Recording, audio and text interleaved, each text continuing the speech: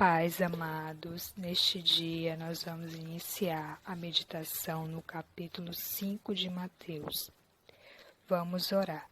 Senhor Deus, que Tu possa vir falar conosco, que o Senhor possa dirigir a nossa meditação nesta hora, que o Senhor possa nos inspirar através do Teu Espírito Santo, que o Senhor possa nos conduzir e nos dar sabedoria para entender as revelações que a Tua Palavra tem para nos trazer. Em nome de Jesus te pedimos. Amém. O capítulo 5 tem como título O Sermão do Monte. As bem-aventuranças.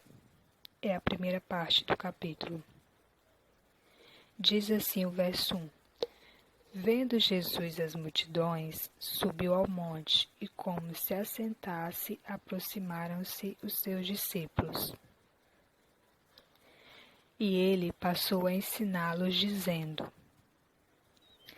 Bem-aventurados os humildes de espírito, porque deles é o reino dos céus.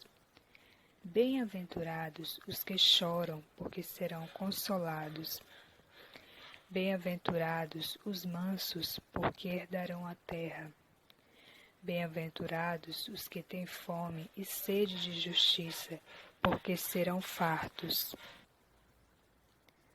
Bem-aventurados os misericordiosos, porque alcançarão misericórdia. Bem-aventurados os limpos de coração, porque verão a Deus.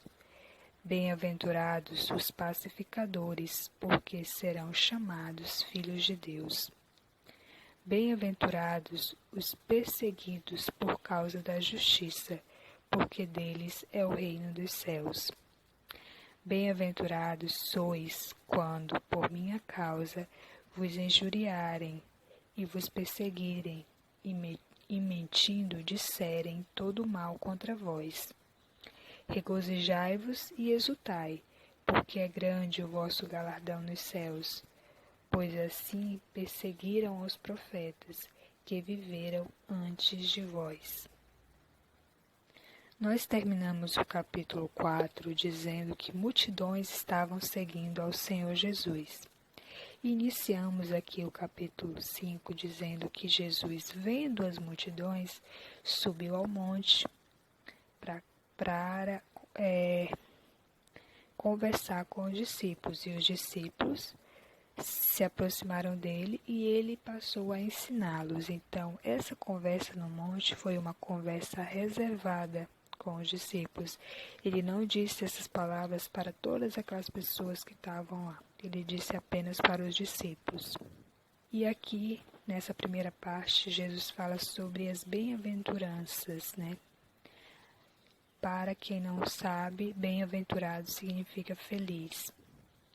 Então, uma coisa que eu gostaria de chamar a atenção aqui, nessas bem-aventuranças que eu acabei de ler, é sobre essa bem-aventurança que fala sobre bem-aventurados pacificadores, porque serão chamados filhos de Deus.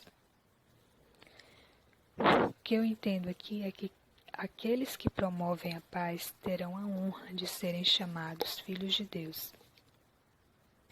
Eu vejo aqui, nessas palavras de Jesus sobre essas bem-aventuranças, que ele estava, de certa forma, instruindo os seus discípulos como eles deveriam ser e agir, e preparando eles para as injúrias, para as perseguições, as mentiras que eles sofreriam por causa de Jesus, por serem discípulos dele. Eu vejo que o Senhor, com esse sermão, estava preparando o espírito deles para o futuro. E que essas palavras que foram ditas para os discípulos, elas servem para nós hoje.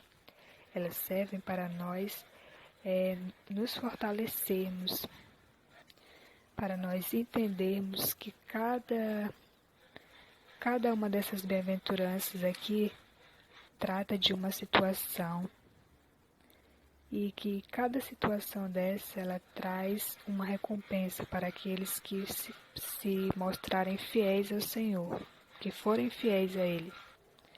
Outra coisa que eu consigo enxergar aqui é que eu vejo como se fosse um pai, Jesus, né? Como se fosse um pai que chama seu filho para conversar e diz: filho, você deve agir assim, você deve pensar assim, você deve comportar-se assim.